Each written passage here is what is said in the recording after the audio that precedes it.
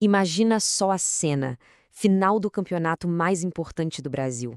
O seu time é campeão, o maior ídolo do país está levantando a taça e na camisa, bem no meio do peito, para milhões de pessoas verem, tá o logo da emissora concorrente da que está transmitindo o jogo. Cara, isso não é filme, isso aconteceu de verdade, foi um dos momentos mais inacreditáveis e geniais da história do nosso futebol. Olha só isso, 18 de janeiro de 2001, Maracanã. Quando o Vasco entrou em campo com essa camisa, o Brasil parou. Isso aí não era só um patrocínio, não. Era uma declaração de guerra televisionada ao vivo pela própria inimiga.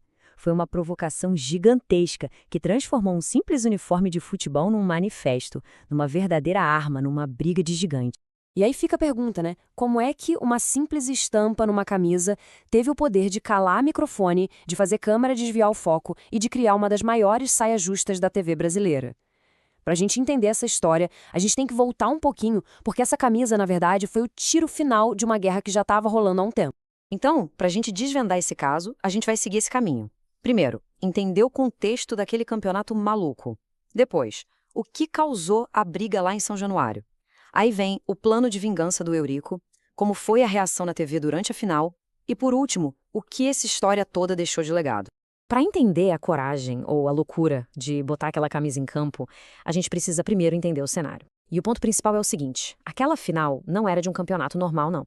O ano 2000 foi o caos puro no futebol brasileiro. E a camisa do SBT foi o resultado direto dessa bagunça toda.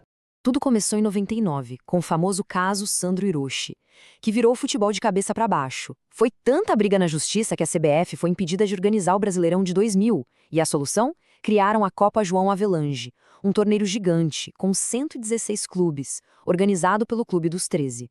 Ou seja, era um campeonato que já nasceu da confusão jurídica, o palco perfeito para uma final, digamos, explosiva. E essa explosão veio, só que não foi com bola rolando, foi na arquibancada. É agora que a gente chega no momento que acendeu de vez o pavio do conflito entre o Vasco na figura do Eurico Miranda e a Rede Globo. Dia 30 de dezembro de 2000, segundo jogo da final em São Januário.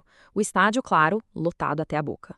Com 23 minutos de jogo, uma briga na torcida vira um efeito dominó e uma parte do alambrado simplesmente desaba. O pânico foi geral. 168 pessoas feridas. O jogo parou e o gramado virou um hospital de campanha. Um caos. E a cronologia dos fatos só mostra como a tensão foi aumentando. Enquanto os feridos estavam sendo atendidos ali no campo, o Eurico Miranda batia o pé querendo que o jogo continuasse. O governador da época, o Garotinho, teve que intervir e cancelar a partida. E aí, nos dias seguintes, a Globo mirou toda a sua cobertura no Eurico. As reportagens no Jornal Nacional pintaram ele como o grande vilão da história. O Eurico, claro, se sentiu traído, perseguido. Ele veio a público acusar a emissora de manipular as imagens, de editar tudo para acabar com ele politicamente e manchar o nome do Vasco. Para ele, a Globo não estava só noticiando, estava criando uma narrativa para colocar toda a culpa nele e no clube. A briga deixou de ser sobre o acidente e virou uma guerra de versões. E aí veio a frase que mudou o jogo. Com essa declaração, o Eurico Miranda parou de se defender e partiu para o ataque. Ele transformou o Vasco de um clube talvez irresponsável na vítima de um sistema de mídia gigantesco e poderoso. A semente da vingança estava plantada. E ela ia brotar da forma mais visível que existe. Bom, a final foi remarcada para o dia 18 de janeiro, no Maracanã. E por contrato, a Globo era obrigada a transmitir. E era exatamente essa brecha, essa obrigação contratual, que o Eurico Miranda precisava para colocar em prática o seu plano de mestre. A Operação SBT foi simplesmente genial. O contrato com o patrocinador master da época, o Sabão em Pó Ace, tinha, por uma coincidência enorme, acabado uns dias antes. O espaço nobre da camisa estava livre. A ideia inicial que partiu do filho do Eurico era botar a cara do ratinho na camisa, mas o logo do SBT era muito mais simbólico, muito mais forte. E o sigilo foi absoluto. Ninguém sabia, nem os jogadores, nem o próprio SBT. Foi uma surpresa geral.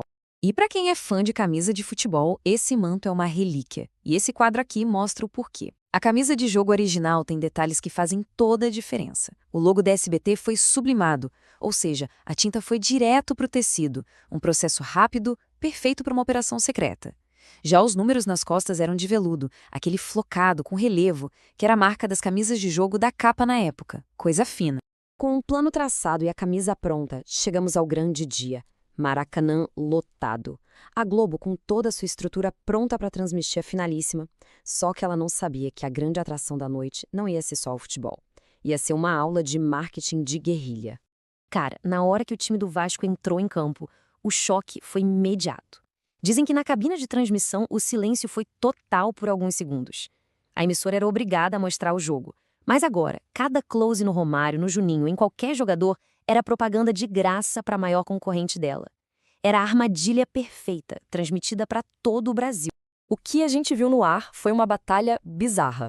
De um lado, o Vasco e a torcida provocando, cantando Silvio Santos Vem Aí. Do outro, a direção da Globo desesperada, mandando os câmeras focarem em planos abertos, evitando mostrar a camisa de perto. O Galvão Bueno teve que narrar o jogo mais esquisito da carreira dele, com certeza. E essa frase do Galvão, que ele soltou no ar depois de ouvir um desabafo do zagueiro Odivan contra a imprensa, resume perfeitamente o clima daquele dia. Foi ele reconhecendo ao vivo que aquele jogo era muito mais do que futebol. A resignação na voz dele era nítida, era a confissão de uma derrota que não aconteceu em campo. Mas e dentro de campo? Bom, dentro de campo o time não tomou conhecimento da confusão. O Vasco venceu o ótimo time do São Caetano por 3-1. Gols do Juninho Pernambucano, do Gerginho Paulista e, claro, tinha que ter o dele, do Romário. O tetra veio e a volta olímpica, com aquele logo colorido do SBT brilhando na camisa do campeão, virou uma das imagens mais icônicas e desafiadoras da história do futebol. Mas a história não acaba com o apito final, não. A provocação do Eurico teve consequências bem sérias e, ao mesmo tempo, transformou essa camisa num objeto de culto. Vamos ver o que rolou depois que as câmeras desligaram. As consequências vieram rápido. O Silvio Santos, claro, ligou pessoalmente para o Eurico para agradecer a homenagem, que foi uma publicidade que valeu milhões. Já a Globo bateu pesado. Suspendeu o repasse da grana da TV para o Vasco por 18 meses, o que praticamente quebrou o clube financeiramente. E a camisa, por ter sido usada uma única vez, virou o santo graal dos colecionadores. E para selar essa parceria improvável, uma das camisas que o Romário usou naquela final foi enviada de presente para o Silvio Santos. E ela tá lá, guardada até hoje nos arquivos do SBT. Um troféu de uma guerra de marketing que foi vencida sem gastar um centavo sequer. E no fim fica essa reflexão. Para a torcida do Vasco, essa camisa é um símbolo de resistência, do dia em que o clube peitou o sistema.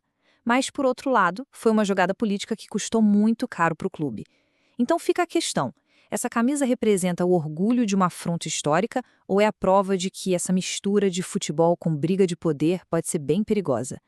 A resposta, talvez, diga muito sobre o que a gente espera de um clube de futebol.